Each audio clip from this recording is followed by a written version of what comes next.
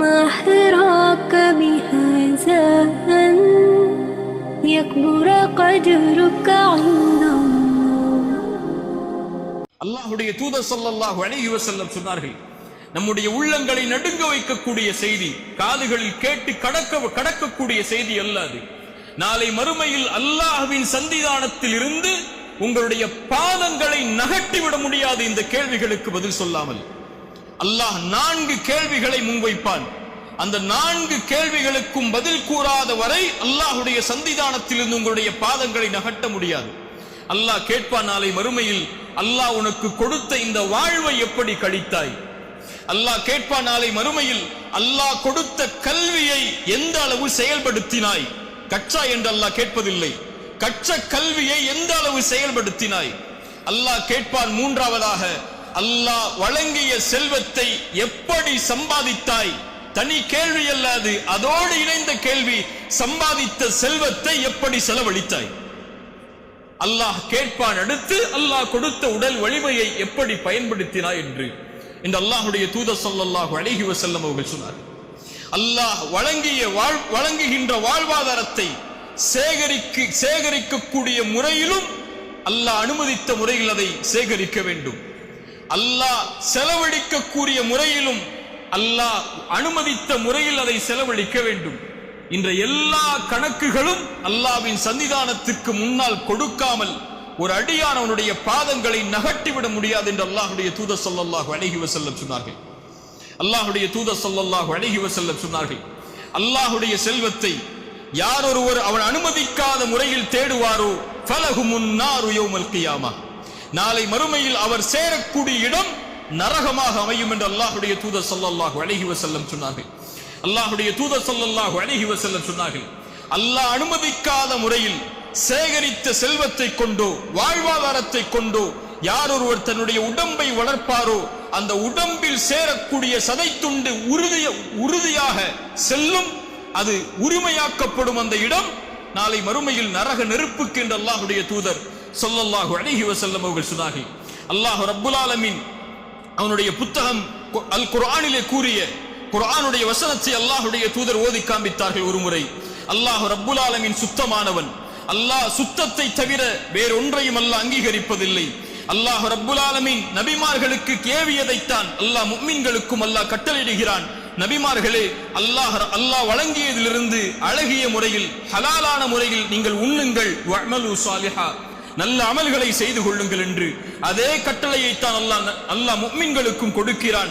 ஈமான் கொண்டவர்களே, அல்லாஹ் வழங்கியதிலிருந்து ஹலாலான முறையில் உண்ணுங்கள், அல்லாஹ்வுடைய வாழ்வாதாரத்தில் இருந்து என்று கூறிவிட்டு அல்லாஹ்வுடைய தூதர் ஸல்லல்லாஹு அலைஹி வஸல்லம் சொன்னார்கள், ஒரு அடியான் வெகு தூர பயணம் மேற்கொள்கிறான், அவனுடைய முகமெல்லாம் தூசி படிந்து விடுகிறது, அவனுடைய தலையெல்லாம் பரட்டை தலையாக மாறிவிடுகிறது. அந்த நேரத்தில் அல்லாஹ்வை அழைக்கிறான், யா ரப் யா ரப், எனக்கு உதவி செய்ய அல்லாஹ், எனக்கு உதவி செய்ய அல்லாஹ்.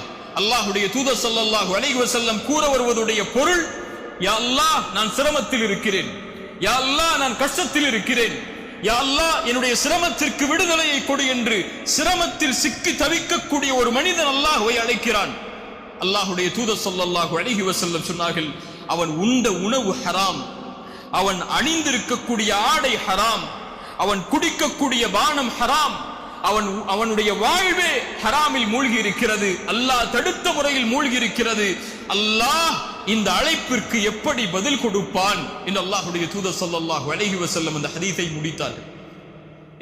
அல்லாஹ்வுடைய தூதர் ஸல்லல்லாஹு அலைஹி வஸல்லம் சொல்ல வருகிறார், உங்களுடைய தொழுகை ஹலாலான முறையில் இருப்பது முக்கியம் அல்ல, அது முக்கியம்தான், அது மட்டும் உங்களை மேன்மைப்படுத்தாத அல்லாஹ்விடத்தில்.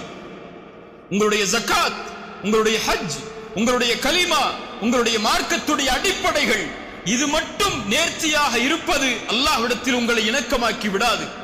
அல்லாஹ்வை நீங்கள் தொடர்பு படுத்த வேண்டும் என்றால், அல்லாஹ்விடத்தில் உங்களுடைய தொடர்பு மேன்மைப்பட வேண்டும் என்றால், அல்லாஹ்வோடு இணைப்பை நீங்கள் ஏற்படுத்த வேண்டும் என்றால், உங்களுடைய சிரமத்தில், உங்களுடைய கஷ்டத்தில், உங்களுடைய சோதனைகளில், உங்களுடைய தவிப்பில் ரப்பு உங்களோடு இருக்க வேண்டும் என்று நீங்கள் விரும்பினால், அல்லாஹ்வோடு நீங்கள் இருக்க வேண்டியது உங்களுடைய உணவில், உங்களுடைய குடிக்கக்கூடிய பானத்தில், நீங்கள் அணியக்கூடிய ஆடையில், நீங்கள் சேகரிக்கக்கூடிய செல்வத்தில், நீங்கள் செலவழிக்கக்கூடிய முறையில் என அனைத்திலும் யார் குர்ஆனையும் சுன்னாவையும் இணைத்து அல்லாஹ் அனுமதித்த முறையில் செல்வத்தை சேகரித்து அல்லாஹ் அனுமதித்த முறையில் செல்வத்தை யார் செலவழிப்பாரோ அவரால் மட்டுமே முடியும்.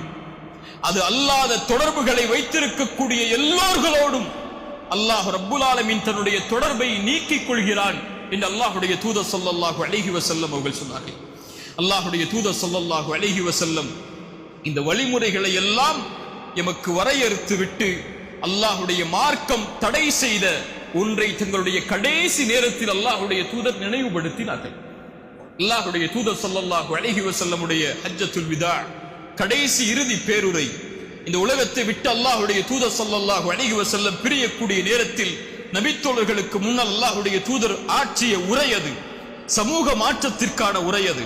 அல்லாஹ்வுடைய தூதர் ஸல்லல்லாஹு அலைஹி வஸல்லம் சஹாபாக்களுடைய நோக்கத்தை அவர்களுக்கு நினைவுபடுத்தி, இதுதான் இந்த சமூகத்திற்காக நான் அனுப்பப்பட்ட நோக்கம், அதை எடுத்துச் செல்லுங்கள் அறியாதவர்களுக்கு என்று அல்லாஹ்வுடைய தூதர் கூறிய அந்த உரையுடைய வரிகளில் அல்லாஹ்வுடைய தூதர் ஸல்லல்லாஹு அலைஹி வஸல்லம் அவர்கள் சொன்னார்கள், அறியாமை காலத்துடைய வட்டிகள் அனைத்தையும் என்னுடைய கால்களுக்கு கீழ் போட்டு நான் மிதிக்கிறேன். சுப்ஹானல்லாஹ். அறியாமை கால வட்டி என்று தொடர்பு பற்ற அனைத்தையும், வட்டியோடு தொடர்பு பட்ட எல்லா செயல்களையும், அது எதுவாக இருந்தாலும் அதை நான் என்னுடைய கால்களுக்கு கீழ் போட்டு மிதிக்கிறேன். அதனுடைய ஆரம்பமாக அப்பாஸுடைய வட்டிகள் அனைத்தையும் நான் ரத்து செய்கிறேன், அதை நான் நீக்குகிறேன். யாரும் அதற்கு அப்பாஸிற்கு அவருடைய ரசூலுல்லாஹி ஸல்லல்லாஹு அலைஹி வஸல்லமுடைய குடும்பத்துடைய அந்த தலைவருக்கு கொடுக்க இருந்த வட்டிகள் அனைத்தும் நிறுத்தப்படுகிறது என்று அல்லாஹ்வுடைய தூதர் ஸல்லல்லாஹு அலைஹி வஸல்லம் தன்னிலிருந்து அதை தொடங்கி இந்த சமூகத்திற்கு எடுத்து வைத்தார்கள்.